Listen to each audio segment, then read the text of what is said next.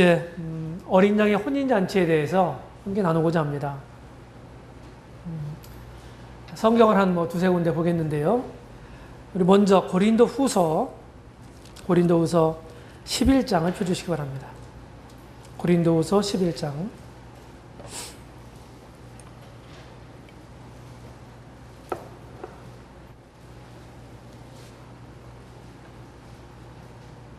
(11장) 2절 3절 보겠습니다. 2절 3절. 고린도후서 11장 2절 3절입니다. 내가 하나님의 열심으로 너희를 위하여 열심 내노니 내가 너희를 정결한 처녀로 한 남편인 그리스도께 드리려고 중매함이로다. 뱀이 그 간계로 이와를 미혹해 한 것 같이 너희 마음이 그리스도를 향하는 진실함과 깨끗함에서 떠나 부패할까 두려워하노라.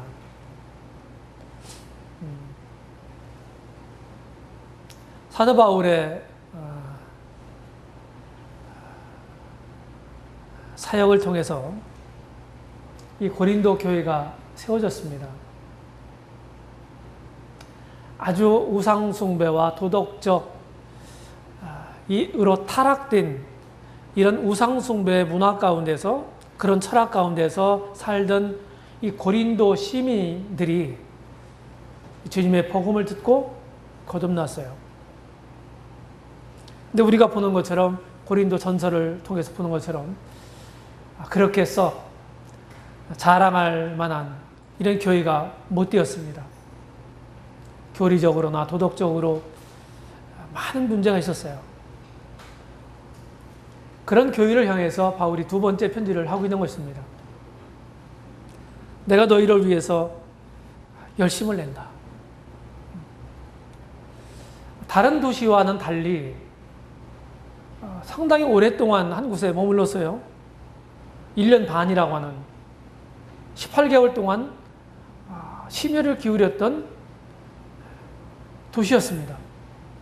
그렇게 해서 가까스로 교회가 세워졌는데 좋은 간증이 아니고 별로 좋지 않은 간증이 들렸습니다. 그런 교회를 향해서 지금 말하고 있는 것입니다. 여기 중매한다고 그랬어요. 정결한 처녀로 한 남편인 그리스도께 드리려고 중매한다. 우리는 종종 전도를 여러 비유의 말로 표현하기도 하는데 그 중에 하나가 중매입니다. 중매를 해보셨나요? 중매를 해보신 분 손 들어보세요. 여태 가지 중매를 한 건이라도 성사시킨 분. 별로 없네요. 쉽지 않아요. 중매하기가 쉽지 않더라고요. 전도도 마찬가지잖아요. 우리가 복음을 전하는 것은 영혼들을 내게로 이끄는 게 아니고 주님에게로 이끄는 것입니다. 그가 주님을 바라보고 주님을 믿게 됐어요. 그리고 주님을 섬기게 되는 겁니다. 그리고 그분을 믿은 사람들은 그의 사람들이 되는 것입니다. 그래서 그 사람들을 그리스도의 사람, 그리스도인이라고 부르는 것입니다.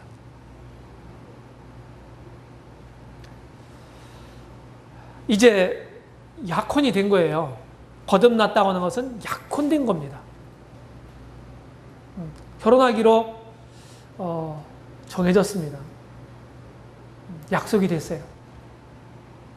유대인들의, 좀 이따 보겠지만, 유대인들의 결혼 풍습은요, 문화는 약혼이 정혼이거든요, 정혼.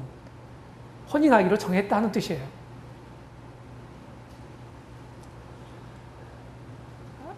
굉장한 구속력을 가졌습니다. 오늘날도 마찬가지, 오늘은 약혼 같은 거 별로 않잖아요? 근데 우리 예전 결혼 풍습을 보게 되면 약혼을 꼭 했죠. 그렇죠? 약혼을 하고서 그것을 파혼하려면요, 파혼전차를 밟습니다. 결혼한 사람들이 이혼전차를 밟아서 이렇게 서로 헤어지던 것처럼 똑같은 비슷한 이런 과정을 거쳤어요. 유대인들도 마찬가지였습니다. 우리는 주님과 이제 혼인하기로 약속이 되어 있고 정해진 사람들이에요.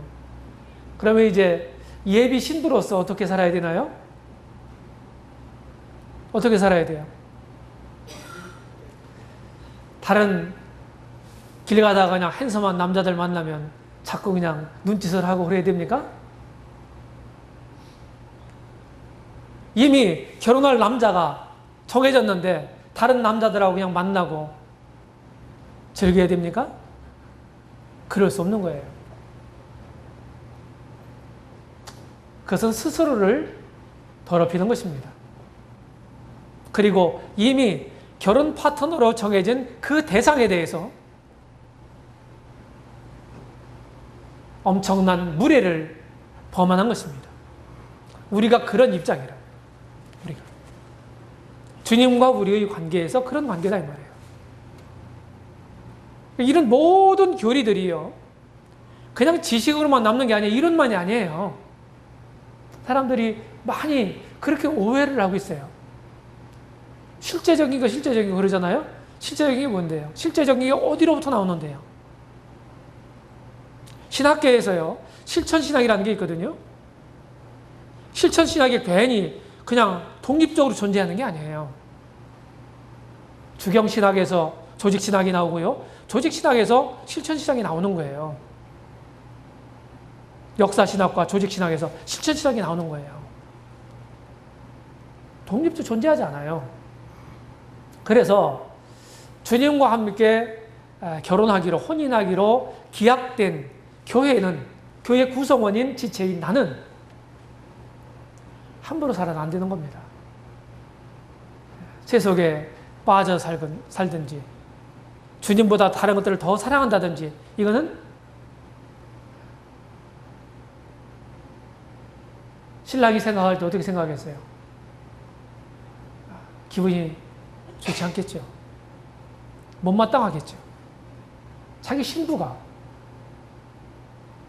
자기만을 생각하고 사모하고 그리고 예비 신부로서 잘 자기를 단장하고 이래 됨에도 불구하고 그렇지 못하다고 하는 것은 이건 문제가 있는 거잖아요.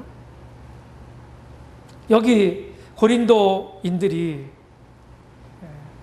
잘못된 가르침, 잘못된 이런 우상 숭배 문화 이런 것들을 그들이 스스럼 없이 받아들이고 그런 고리를 끊지 않았어요. 그래서 그들을 부패시키고 있었습니다.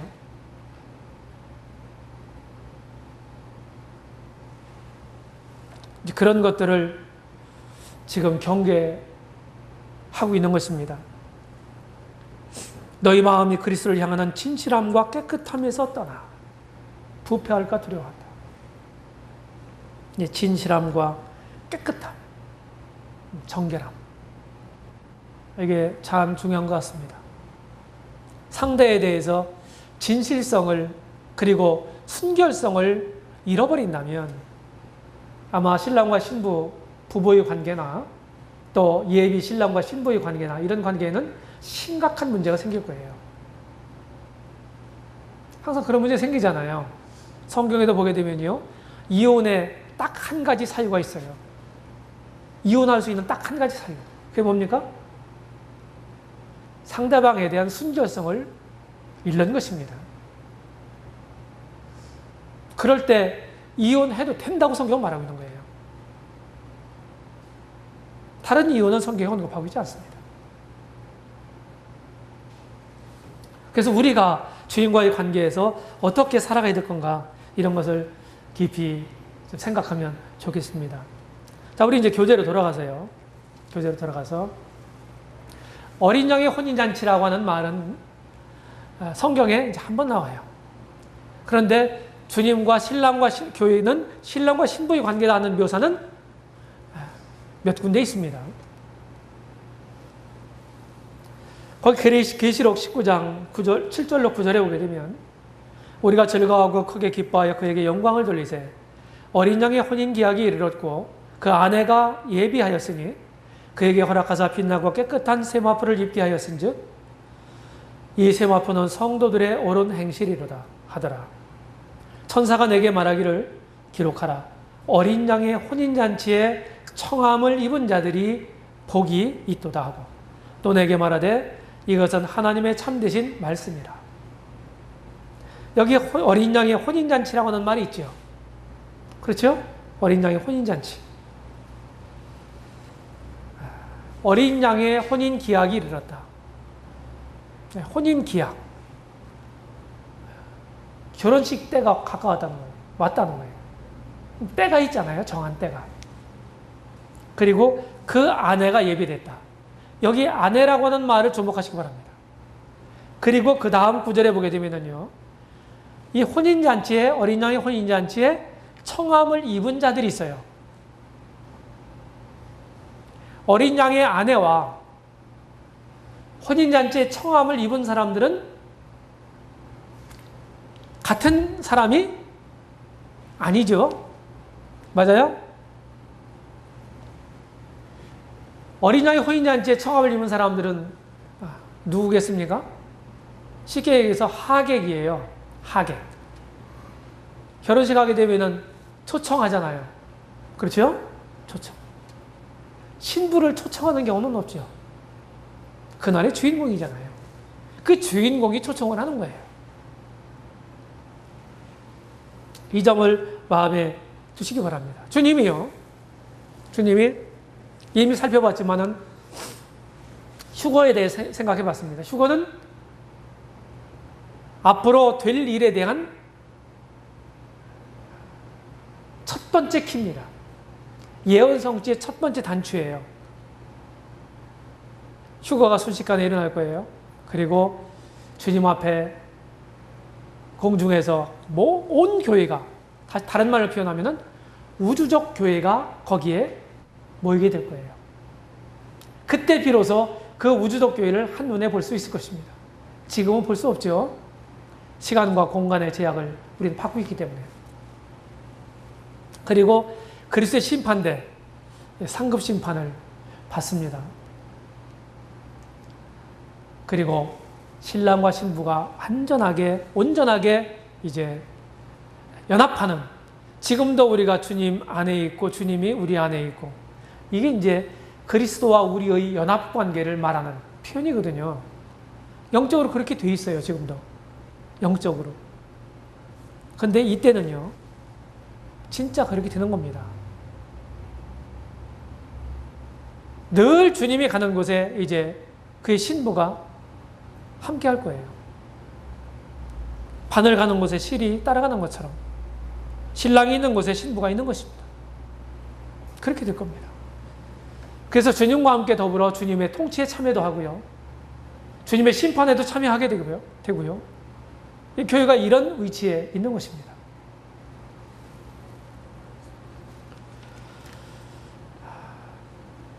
우리 창세기 24장에 보게 되면은 무슨 기사가 나와요? 창세기 24장. 22장에 보게 되면은 아브라함의 독자 이삭을 모리아산에서 번제로 드리는 장면이 나옵니다. 그렇죠? 그런 다음에 23장에 보면 사라가 죽어요. 아브라함의 부인이 죽습니다. 24장에 보게 되면은 어머니를 잃고 상심 중에 있는 이삭이 이제 장가가는 장면이 나와요. 굉장히 상당히 길죠? 거기 등장인물을 꼽아보세요. 아버지 아브라함 있죠?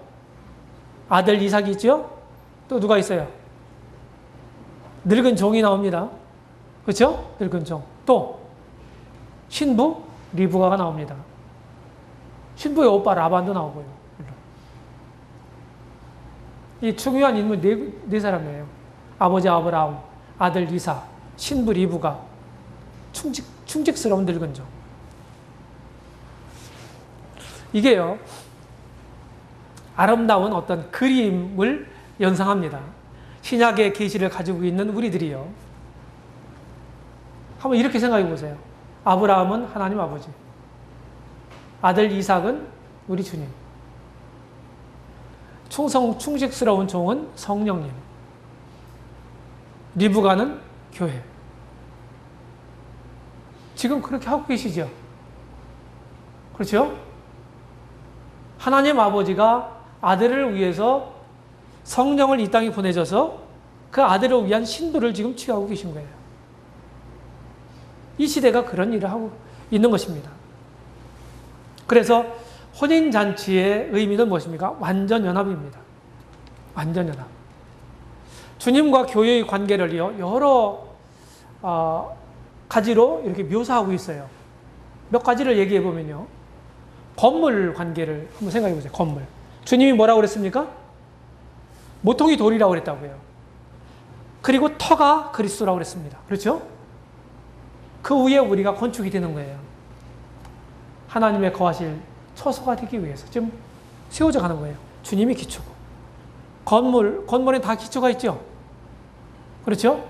그리고 주춧돌이 있잖아요. 머릿돌이. 그게 주님이시고 그 위에 세워진 건물이 누구예요?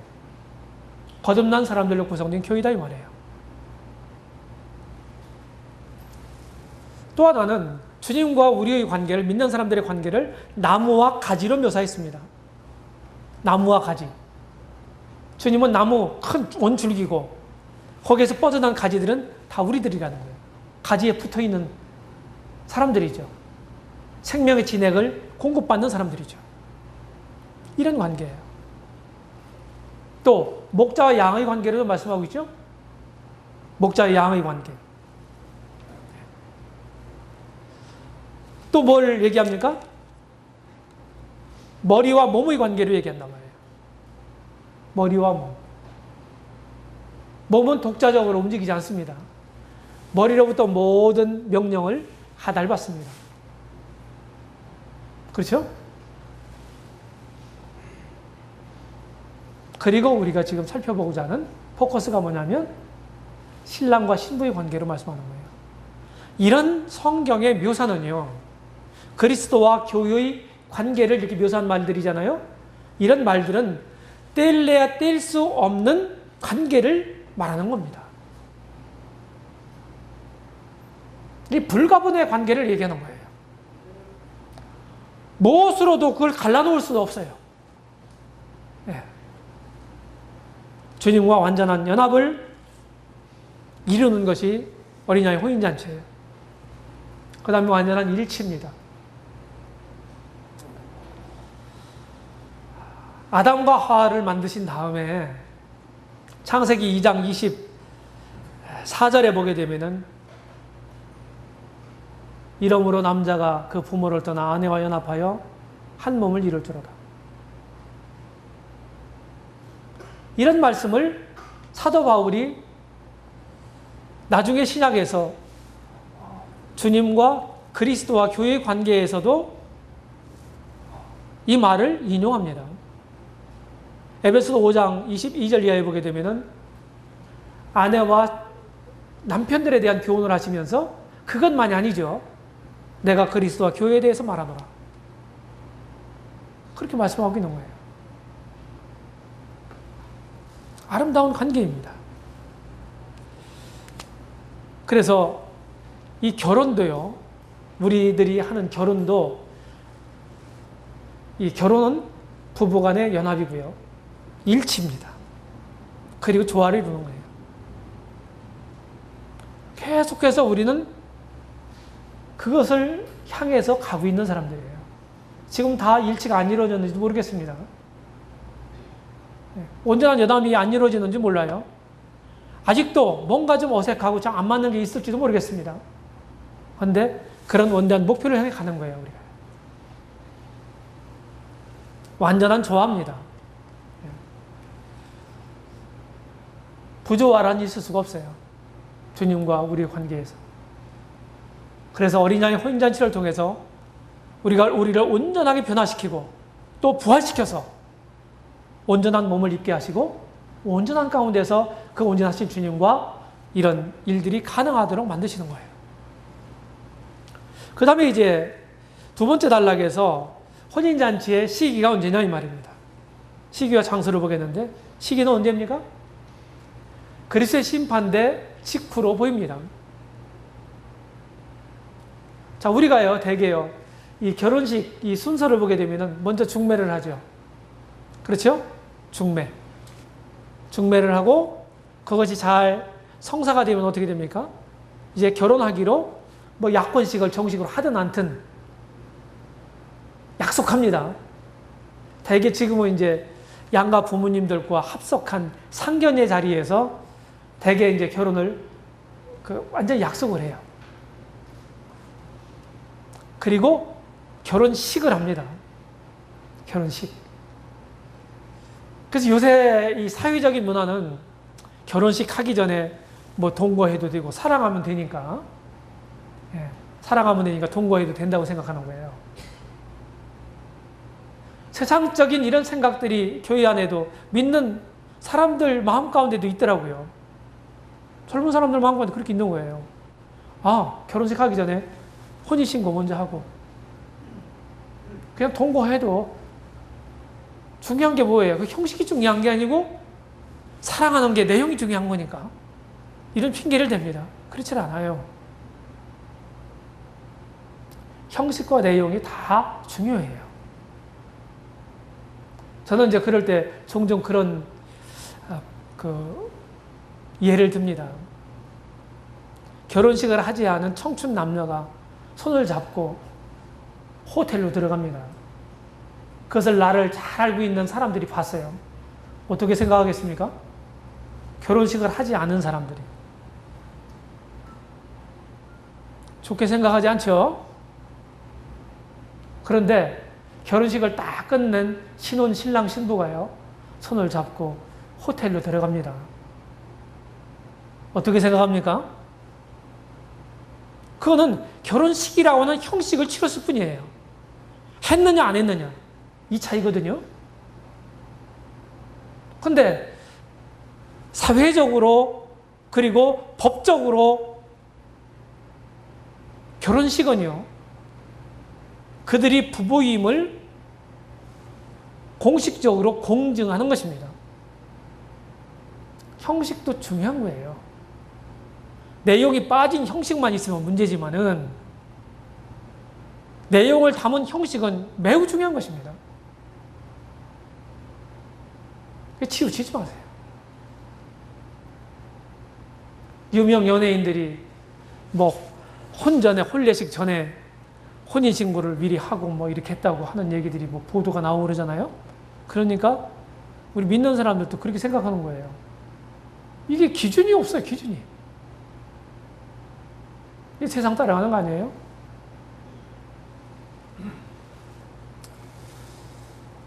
그리고서 정식 부부가 되는 거예요. 결혼식은요, 사회적으로, 법적으로, 그리고 가문적으로 두 사람이 공식적인 부부가 됐음을 인정하는 것입니다. 합법적인 거예요. 합법화하는 거예요. 이게 중요하잖아요.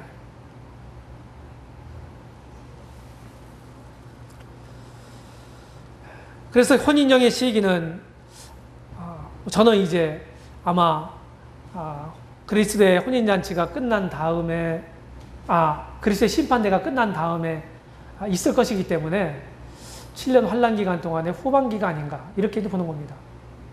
그런데 중요한 건요, 뭐 이런 시기에 대해서도 이제 사람들마다 다르게 생각하는 분들이 있어요. 조금씩. 장소도 마찬가지. 장소는 어디냐? 저는 이제 그냥 뭐 공중에서 할 거다 이렇게 이제 생각을 하는데, 어떤 분들은 뭐 천국이라고도 하고 이 땅이라고도 그러고 그런 분들이 있어요. 근데 그거 중요한 게 아니에요. 중요한 거는 어린 양이신 주님과 교회가 진짜 이렇게 혼인잔치를 통해서, 혼인을 통해서 완전하게 명실상부한 신랑과 신부의 관계로 연합하고 일치를 이루는 것, 그게 있느냐 없느냐, 이 사실이냐, 이게 중요한 거예요. 그리고 이제 대개 결혼식을 하게 되면 피로연을 하잖아요. 지금은 그냥 그날 당일날 그냥 대부분 식당에서 다 하지 않습니까? 근데 예전에는 그렇게 안 했죠. 잔치를 합니다. 어떤 나라 같은 경우는 막 일주일씩 하는 경우도 있대요. 잔치를. 피로연. 그래서 이 잔치는 이 경륜적으로 보게 되면은 결혼식을 끝낸 다음에 신랑과 신부가 이 땅에 와서 천년왕국 기간 동안이 그 잔치다. 이렇게 분별하는 분들도 있어요. 천년왕국 동안이 어린아이 혼인잔치 기간이다. 그 혼인식, 결혼식은 주님을 만난 다음에 직후에 상급심판 직후에 하고 잔치는 천년왕국에서 한다. 이렇게 이제 보시는 분들이 있어요. 근데 그거는 크게 중요한 게 아니에요. 중요한 건 혼인잔치가 진짜 있느냐 없느냐 이게 중요한 거예요. 그 다음에 이제 혼인잔치의 이제 주인공과 하계 이 말씀을 드렸지만은 이 성경에 나타나 있는 혼인에 관계된 이런 것들을 이해하려면은 유대인들의 혼례 풍습을 우리가 알아야 돼요. 먼저 이 사람들은 약혼을 합니다. 약혼. 그 다음에 약혼한 다음에 약혼한 것을 재확인하는 그런 게 있어요. 정혼 단계예요. 이게 정혼. 정혼한 사람들이, 정혼이란 말은 혼인을 정했다. 정할 정자거든요. 혼인하기로 서로 정한 사람들이 결혼을 하는 것입니다. 혼례식을 통해서. 그래서 요셉과 마리아, 우리 주님을 낳은 마리아가요, 요셉과 어떤 관계라고 그랬어요? 이 정혼한 관계라고 그랬어요. 정혼한 관계. 정혼했지만 서로 통침치 안 했다 그랬잖아요. 그 결혼식 때까지 신부를 잘 보호하고 보존한 겁니다.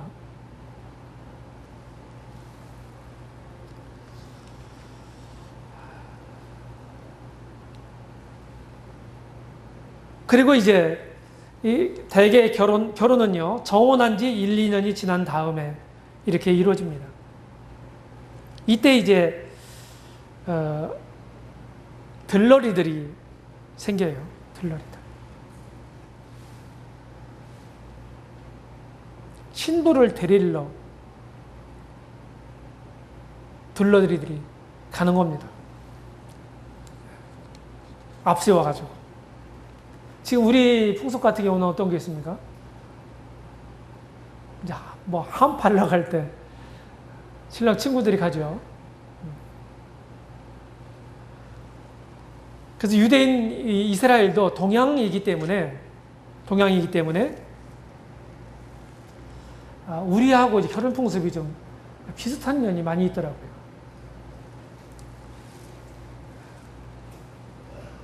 그리고 또 신부 집에서는 그래서 장가 간다고는 말을 쓰잖아요. 신랑이 신부 집에 가서 신부를 데리고 오는 겁니다. 그래서 장가 간다는 표현을 쓰는 거예요, 우리도요. 제가 이제 아주 어렸을 때, 지금도 그 아저씨는 제가 살던 고향에 아랫집에 혼자 사시는데 그 부인은 돌아가셨고, 그 전통 혼례 방식으로 하는 걸 봤어요, 제가 어렸을 때. 가마를 타고 이렇게 신부가 오는 거, 쪽두리를 쓰고.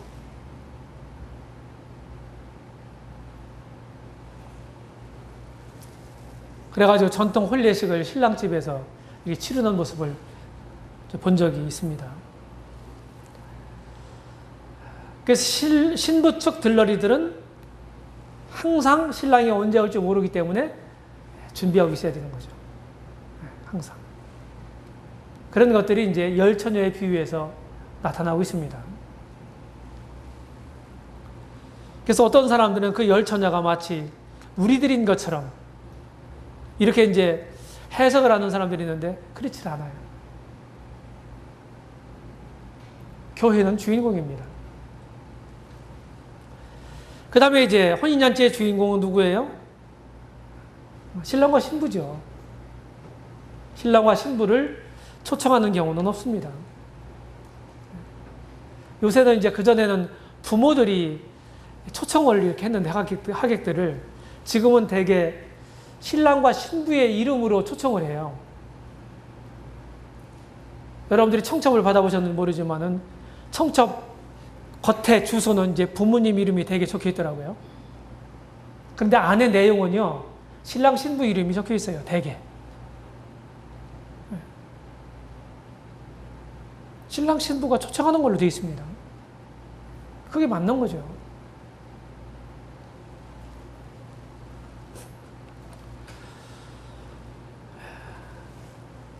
그 다음에 이제 혼인연애 이제 혼인잔치 하객들은요, 혼인잔치에 청함을 입은 자라고 하는 표현이 우리가 읽은 계시록 19장 9절에 나타나 있죠.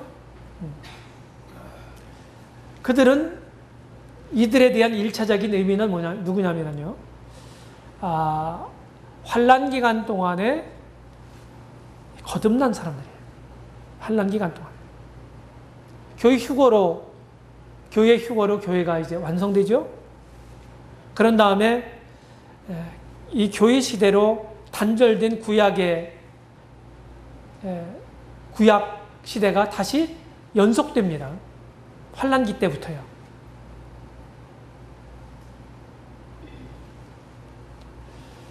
그래서 이 어린 양의 혼인잔치에 청함을 입은 자들이란 말은 그 문맥으로 보게 되면은 환란기 동안에 구원받은 사람들을 가리키는 말이고, 조금 더 확대해서 적용한다면은 구약 성도들도 또 포함될 거다, 이렇게 보는 것입니다. 그들은 손님이고, 그리고 신약 시대에 와서 유대인이나 헬라인이나 할 거 없이 거듭난 사람들의 공동체인 교회는 신부, 곧 주인공이고, 이렇게 다른 거죠. 이런 이제 강론 부분에 가서는 이제 믿음의 사람들마다 조금씩 분별이 다를 수가 있는데, 우리가 이제 말하는 휴거 때 부활이 있잖아요. 그 부활 때 그 대상이 누구냐 하는 거예요. 이 말씀을 드렸습니다. 그럼 그때까지 주님 안에서 죽은 사람들이 모두가 다 포함되는 거냐? 구약 시대나 신약 시대 할 거 없이 휴거가 일어나는 그 시점에 모든 사람들이 구약 성도들까지 포함해서 다 부활되는 거냐? 아니냐 하는 문제예요. 구약 성도들까지 포함된다고 생각하는 분들이 있어요. 그렇게 분별하는 분들이. 이 교회 시대 성도들과 같이. 또 한 부류는 신약 시대 성도들만 부활되거나 변화받는다, 이렇게 보는 겁니다. 그래, 구약 시대 성도들은 여전히 그냥 잠자는 채로 있는 것입니다. 그러니까 언제 부활하느냐? 계시록 20장 4절에서 부활한다, 이렇게 보는 겁니다. 저는 후자 쪽입니다. 그 이유는 교회 시대는 구약의 연속적인 경륜이 아닙니다. 특별한 경륜이에요. 그래서 교회가 완성되는 사건이 뭡니까? 휴거예요. 이게 교회에 관한 경륜입니다. 휴거도 그렇고 상급시판도 그렇고, 그리고 어린양 혼인잔치까지, 이게 교회와 관련된 이런 경륜이에요. 이제 그렇게 저는 분별합니다. 제가 오늘 아침에 이제 시편 45편을 쭉 이제 읽으면서 읽고 왔는데요. 시편 45편을 잠깐 열어보시겠습니까?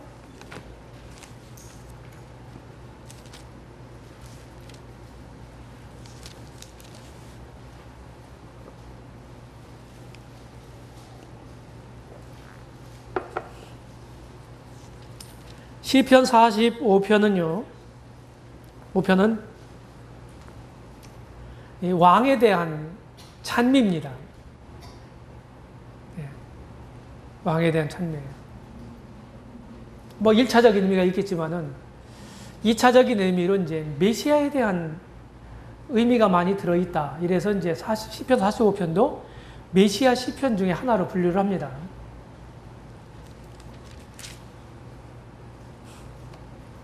구절부터 보실까요? 왕의 기비 중에는 열왕의 딸이 있으며 왕후는 오빌의 금으로 꾸미고 왕의 우편에 서도다. 13절 왕의 딸이 궁중에서 이 왕의 딸이란 말은 누구를 가리키냐면은 왕비를 가리켜 왕후를 가리키는 것입니다. 궁중에서 모든 영화를 누리니 그 옷은 금으로 수놓았도다. 수놓은 옷을 입은 자가 왕께 인도함을 받으며 시종하는 동무 처녀들도 왕께로 이끌려 갈 것이라. 저희가 기쁨과 즐거움으로 인도함을 받고 왕궁에 들어가리로다. 여기 14절에 보게 되면은 왕께로 인도함을 받는 수놓은 옷을 입은 이런 왕후가 있고요. 왕비가 있고, 그리고 시종하는 동무 처녀들이 나오잖아요. 들러들이 됩니다. 이것이 우리 주님과 교회에 대한 아름다운 그림입니다. 그러면 혼인잔치의 결과는 어떻게 되겠습니까?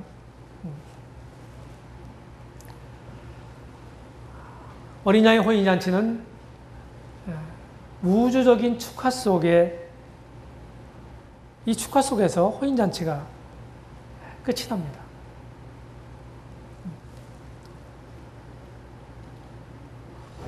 신랑과 신부가 이제 결혼하기로 정했어요.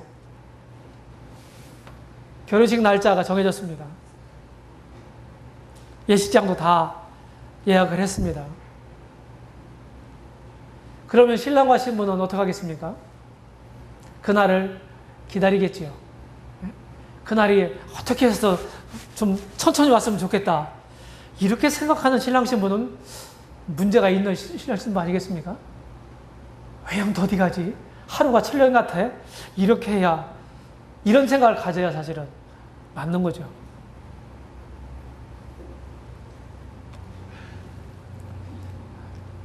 우리는 주님과 우리의 관계는 그런 관계예요.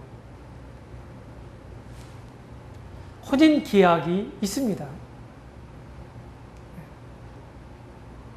날짜는 확실하게 우리가 못 박아서 얘기할 수는 없지만은 이미 정해졌어요. 번복할 수가 없습니다. 그렇다고 한다면 신부인 우리는요, 신랑을 사모하고 기다리는 마음을 가지고 어떻게 살아야 되겠어요? 답이 뻔합니다. 우리의 모든 마음가짐이나 태도나 우리의 행동이나 우리의 삶은요, 우리 생각에서부터 비롯되는 게 아니에요. 어디로부터? 성경의 진리로부터 비롯되는 겁니다. 성경이 뭘 말하느냐? 여기로부터 내가 어떤 마음가짐을 가져야 되나? 어떻게 내가 살아야 되나?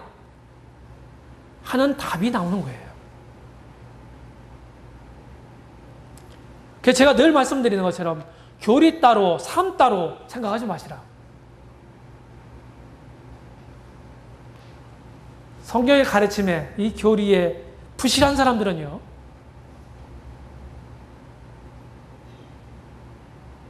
신랑의 마음을 잘 모르지 않겠습니까? 하나님 아버지의 마음 잘 모르지 않겠어요? 그러니까 자기 생각대로 사는 거예요. 절대로 주님을 기쁘시게 하는 삶을 못 사는 거예요. 그래서 우리가 말씀을 많이 알아야 되고, 그러려면 공부해야 되고, 이런 필요성이 제기되는 겁니다. 마음을 두고 공부하셔야 돼요. 다 거기로부터 비롯되는 것입니다. 그래서 주님을 만난 이후에는 어린아이 혼인잔치를 한다면 이제 뗄 수가 없는 관계가 되는 거예요. 로마서 8장 17절에 보게 되면 우리가요, 믿는 우리들이 주님과 함께 영광을 받기 위해서 뭣도 같이 받으라고요? 고난도 함께 받으라 그랬어요. 고난도 함께 받으라. 주님과 함께 영광을 같이 받을 거야. 너무너무 좋아. 이거는 일면이에요. 나중에 그렇게 될 거예요. 우리는 아직 영화되지 않았어요. 지금 어떤 단계입니까? 성화 과정에 있는 거예요. 이 시기에는 어떻습니까? 내가 사모하는 신랑 되신 주님과 함께 고난을 받는 시기예요. 주님은요, 지금도 이 그리스도의 계절에도 주님은 지금도 이 땅에서 패척을 받고 계시고 미움을 받고 있는 겁니다.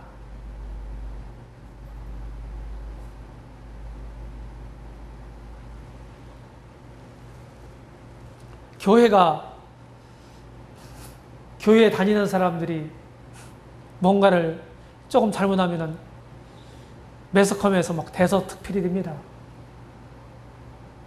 그런데 다른 종교를 가지고 있는 사람들이 하면은요, 그렇게 큰 이슈가 안 돼요. 이유는 뭐라고 생각하십니까?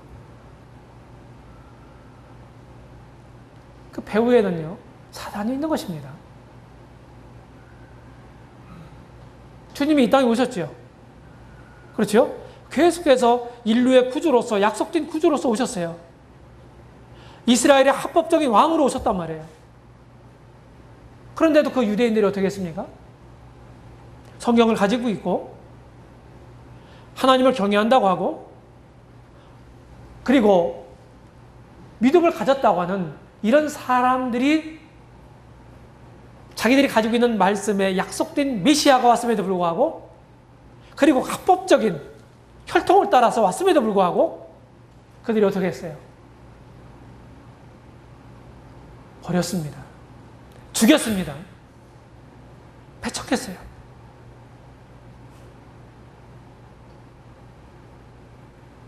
그래서 주님은요, 제자들에게 그렇게 말씀하셨어요. 너희가 세상에서 환난을 당할 것이지만 두려워하지 마라. 두려워하지 마라. 주님을 미워한 세상이 우리 그리스도인들을 환영할까요, 세상이? 논리적으로 그럴 수도 없고요. 실제적으로도 그렇지 못해요. 그러니까 불합리하게 세상에서 믿는 사람으로 대우를 받는다고 해서요, 이상하게 생각할 거 하나도 없어요. 어떤 의미에 당연한 거예요.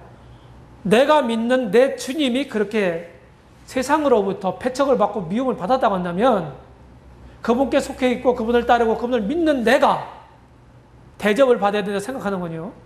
주인도 그렇게 대접을 못 받는, 종이 그렇게 대접을 받으려고 생각하는 거요. 어불성설인 거예요.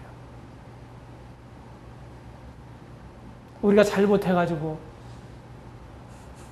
비난을 받고 그런 거 말고 합당하게 살아가더라도요, 지금 영적인 구조상 우리는 세상으로부터 미움을 받고 배척을 받도록 되어 있는 겁니다.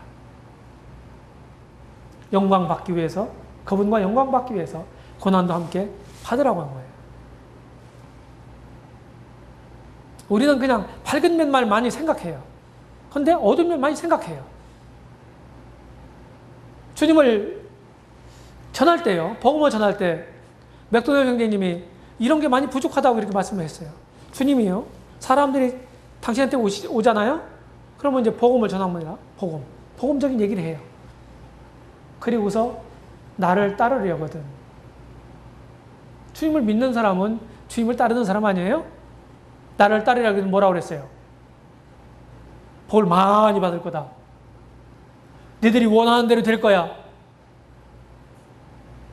주님이 이렇게 말씀하신 적이 있나요?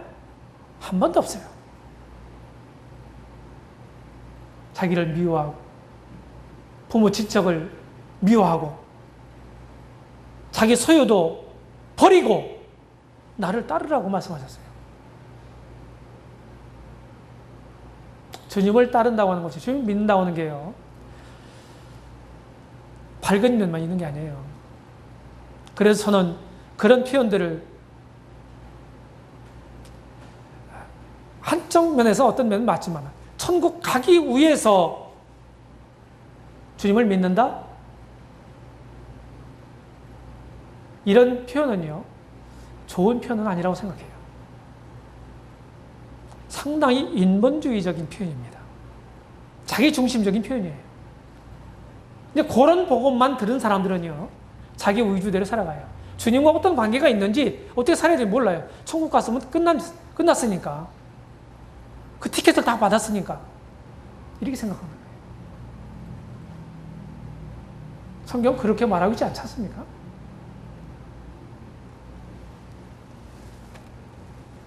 주님이 나를 위해서 하나밖에 없는 목숨을 버렸다고 한다면, 그래서 내가 지옥 갈 내가 천국을 갈 사람이 됐다고 한다면 난 어떻게 살아야 돼요? 누리고만 살아야 됩니까? 아니에요. 내 편에서부터 어떻게 합니까? 이제 그분을 위한 헌신의 삶이 시작돼야 되는 거예요. 왜? 그분이 먼저 나를 위해서 그렇게 해주셨기 때문에, 그 사랑을 알고 그 사랑에 고마워하고 감사할 줄 아는 사람이 됐다면, 그분을 위해서 헌신하고 그분을 위해서 섬김의 삶을 사는 건요, 당연한 거예요.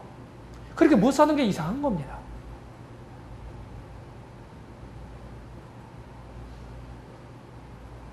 구원받는 게 다가 아닌 거예요. 그래서 오늘날 믿는 사람들의 삶이 문제가 있다. 아마 우리 형제자매님들이 조금만 더 영적인 삶이 어떤 삶인지 그런 것들을 생각하고 우리의 현실을 통찰할 수 있다면 누구나 그런 분별을 하게 될 거예요. 왜 오늘날 믿는다고 하는 사람들이 저 모양이지? 왜 변화가 없어? 왜 자기중심적인 삶을 살지? 예수님을 주님이라고 부르면서 이유가 뭘까요? 물론 여러 가지 있어요. 근데 빼놓을 수 없는 아주 중요한 원인 중에 하나는요, 이 기본부터 잘못되어 있다는 거예요. 복음, 우리가 전하는 복음부터 잘못될 수 있다.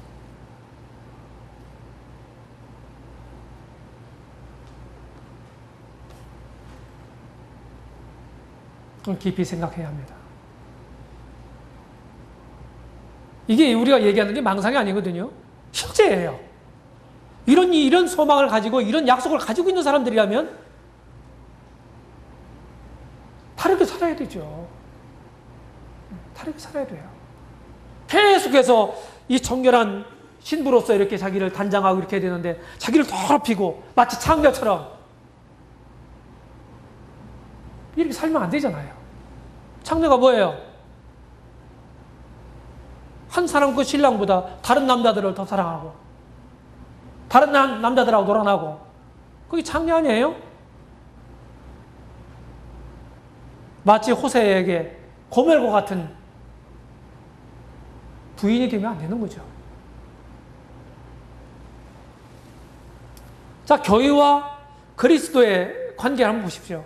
에베소서 5장 25절로 27절을 분해를 해보니까요, 교회는 그리스도의 신부로서 진짜 각별한, 주님에게 각별한 대상이에요. 무엇입니까? 애정의 대상입니다. 그리스도께서 교회를 사랑하시고 라는 말이 나오잖아요.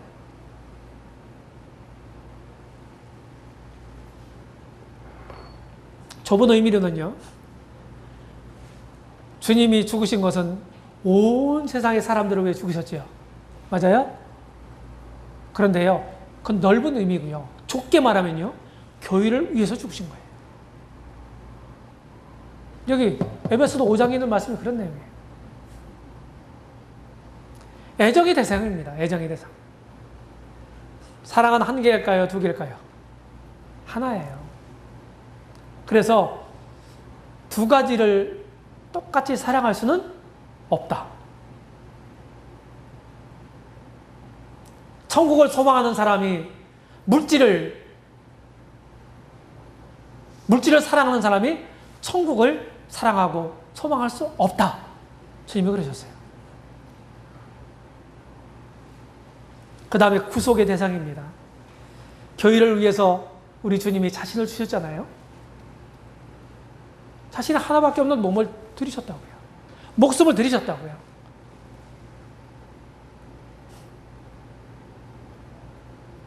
가장 고귀한 걸 자기 신부를 위해서 신랑 되신 주님이 버렸단 말이에요.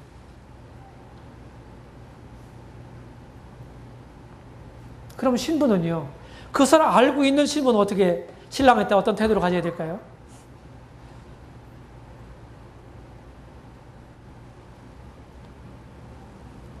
요새는 이제 상당히 이런 것들을 이렇게 부부의 관계를요, 예전하고 많이 다르거든요. 그전에는 남편을 지압이라고 그랬죠, 지압이. 그게 꼭 나쁜 얘기가 아니에요. 유교에서 얘기하는 뭐 삼종지도 같은 거요. 우리 삶의 사실은, 우리 인간 삶의 현실이거든요. 어렸을 때는 아버지를 따르고, 또 결혼한 다음에 남편을 따르고, 남편이 죽은 다음에 늙어막 해서는 자식을 따르고, 여자는 이렇게 삼종지도하는 자다, 이렇게 얘기를 했어요. 그게 뭐 틀린 말은 아니잖아요. 주님이 나에게 그렇게 당신 목숨을 버리셨다면 나도 이제 그 신랑께, 신부는 충성을 다해야 되잖아요. 온 마음을 다해 섬겨야 되잖아요. 그 남편을 이 아내들이 잘 섬기는 거 중요한 것입니다. 그런 관계를 지금 교훈하고 있는 거예요. 그 다음에 봉사의 대상입니다. 신부는요. 물로 씻어 말씀으로 깨끗하게 해서 거룩하게 하시고 늘 교회를 정결케 하시는 그런 일을 하시죠. 주님이. 지금도요. 우리 개인적으로나 교회적으로나 신부를 정결케 하시는 거예요. 잘못했을 경우에 채찍을 드시고 징계하시는 이유도 이런 방편입니다. 이런 목적으로 그렇게 하시는 거예요. 그 다음에 영화의 대상입니다. 자기 앞에 영광스러운 교회를 세우사. 이렇게 말씀하셨어요. 사람들 앞에 자기 신부가 얼마나 참 예쁘고 얼마나 훌륭하다고 하는 사실을 내놓고 자랑하고 싶을 거 아니겠어요. 신랑들은요. 그렇죠? 주님도 꼭 그런 심정을 가지고 계신 것 같아요. 여기 보면. 자기 앞에 영광스러운 교회를 세우사. 어떤 천사들도 어떤 누구도 흠잡지 못하도록 당시 신부인 교회를